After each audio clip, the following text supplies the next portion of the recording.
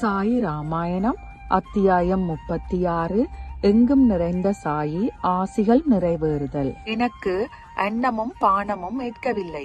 15 நாள்கள் நான் வராந்தாவில் ஒரே இடத்தில் பித்து பிடித்தது போல பரிதாபகரமாக உட்கார்ந்திருந்தேன். 15வது நாள் முடியும் போது எதிர்பாராமல் ஒரு பக்கீர் மறைப்பொருள் கொண்ட சித்தர் பாடல்களை பாடிக்கொண்டு தெருவழியே சென்றார். நான் அழுது கொண்டிருந்ததை பார்த்தார். என்னுடைய துக்கத்திற்கு காரணம் என்ன என்று கேட்டார். நான் நடந்தது எல்லாம் விவரமாக சொன்னேன். பக்கீர் சொன்னார், நான் சொல்கிறபடி நீர் செய்தால் நிவாரணம் கிடைக்கும். நான் ஒரு பக்கீரை பற்றியும் அவர் இருக்குமிடம் ஆகிய விவரங்களையும் சொல்கிறேன். நீர் அவரிடம் முழுமையாக சரணடைந்து விடும். அவர் உம்முடைய செல்வம் திரும்பி வந்து சேரும்படி செய்வார். ஆனால் வேண்டுதல் நிறைவேறும் வரை நான் சொல்லும் விரதம் ஒன்றை நீர் அனுஷ்டிக்க வேண்டும். உமக்கு மிகவும் பிடித்தமான உணவு பண்டத்தை விட்டுவிட வேண்டும். இவ்வாறு செய்தால் உமக்கு காரிய சித்தி ஆகும். அவருடைய அறிவுரையை கேட்டு நான் அவர் குறிப்பிட்ட பக்கீரை சந்தித்தேன். இழந்த என் செல்வத்தை திரும்ப பெற்றேன். பின்னர் நான் அந்த மாளிகையை விடுத்து முன்போலவே சமுத்திரக்கரையோடு சென்றேன். அலைந்து திரிந்து கொண்டே சென்று கடைசியில் ஒரு கப்பலை அடைந்தேன். ஆனால் உள்ளே புக முடியவில்லை.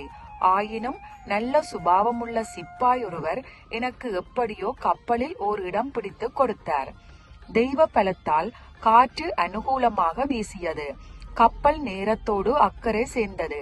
பின்னர் நான் ஒரு குதிரை வண்டி பிடித்து வீட்டிற்கு வந்து சேர்ந்தேன். இந்த கண்களால் மசூதி மாயை பார்த்தேன். பாபா சொன்ன கதை இங்கு முடிந்தது.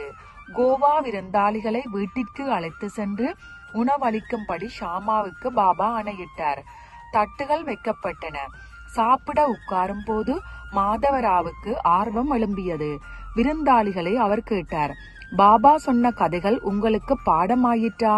உண்மையை சொல்ல போனால் சாயி பாபா இந்த இடத்தில் பல வருடங்களாக நிலை பெற்றவர்.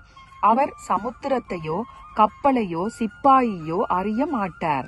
ஓ, பிராமணர் என்ன, மாளிகை என்ன, ஜென்மம் பூராவும் ஒரு மரத்தடியில் கழித்தவர் அவர். திருடன் கொண்டு போன செல்வம் எல்லாம் எங்கிருந்து வந்தது? ஆகவே இந்த நிகழ்ச்சிகள் ஆரம்ப காலத்தில் உங்களுடைய வாழ்க்கையில் நடைபெற்றனவாக இருக்க வேண்டும். இக்கதையை நீங்கள் அடையாளம் கண்டு கொள்ள வேண்டும் என்ற நோக்கத்தில் நீங்கள் வந்தவுடனே பாபா கதையை ஆரம்பித்தார் என்று தோன்றுகிறது. விருந்தாளிகள் உணர்ச்சி வசப்பட்டு தொண்டை அடைக்க கூறினார். சாயி எல்லாம் அறிந்தவர், பரபிரம்ம அவதாரம், இரட்டை சுழல்களிலிருந்து விடுபட்டவர், இறைவனோடு ஒன்றியவர், பேதமேதும் இல்லாதவர், எங்கும் நிறைந்தவர். அவர் இப்பொழுது சொன்ன கதை எழுத்துக்கு எழுத்து எங்களுடையது. போஜனம் முடித்த பிறகு உங்களுக்கு விஸ்தாரமாக சொல்கிறோம். பாபா சொன்ன அத்தனை நிகழ்ச்சிகளும் எங்கள் வாழ்வில் நடந்தவை. எங்களை முன்பின் பாராதவருக்கு இதெல்லாம் எப்படி தெரிந்தது? ஆகவே இவை அனைத்தும் அதிசயமே. உணவு உண்ட பிறகு மாதவராவுடன் வெற்றிலை பாக்கு சுவைத்துக் கொண்டிருந்த போது விவரணம் ஆரம்பித்தது. ஒருவர் சொன்னார், என்னுடைய ஆதி குடியிருப்பு சகயாத்ரி மலைத்தொடரில் இருக்கிறது. ஆனால் பிழைக்கும் வழி விஷயத்தில் சமுத்திரக்கரைக்கு தொடர்பு இருந்திருக்க வேண்டும். ஆகவே நான் ஏதாவது வேலை கிடைக்க வேண்டுமென்று நினைத்து கோவாவுக்கு சென்றேன். காரிய சித்தி ஆக வேண்டுமென்று நான் தத்தாத்ரேயரை அந்தியந்தமான பயபக்தியுடன் ஆராதனை செய்தேன். நேர்த்திக்கடன் ஏற்றுக்கொண்டேன். நான் தத்தரின் பாதங்களில் விழுந்து வேண்டிக் கொண்டேன், இறைவா, என்னுடைய குடும்பத்தை காப்பாற்றுவதற்காக எனக்கு ஒரு வேலை தேவைப்படுகிறது. கிருபை செய்து எனக்கு ஒரு வேலை வாங்கி கொடுங்கள். இன்றிலிருந்து சொற்ப அவகாசத்திற்குள் என்னுடைய வேண்டகோள் நிறைவேறினால் முதல் மாதத்தில் எனக்கு என்ன கிடைக்கிறதோ அதை முழுவதுமாக உங்களுக்கு அர்ப்பணம் செய்கிறேன்.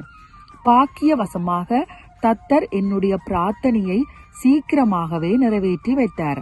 அப்பொழுதிலிருந்து நான் மாதம் 15 ரூபாய் சம்பாதிக்க ஆரம்பித்தேன். பிறகு சாயிபாபா வர்ணனை செய்தவாறே எனக்கு பதவி உயர்வுகள் பல கிடைத்தன.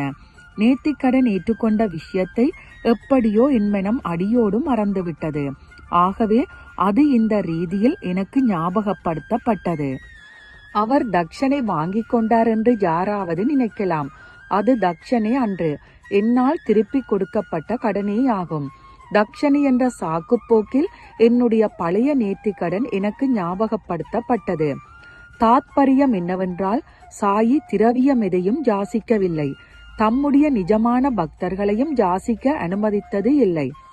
செல்வத்தை அவர் கேடாகவே கண்டார், பக்தர்களையும் பண மோகத்திலிருந்து காப்பாற்றினார். ஓம் சாய்ராம். எல்லோருக்கும் சுபம் உண்டாகட்டும்.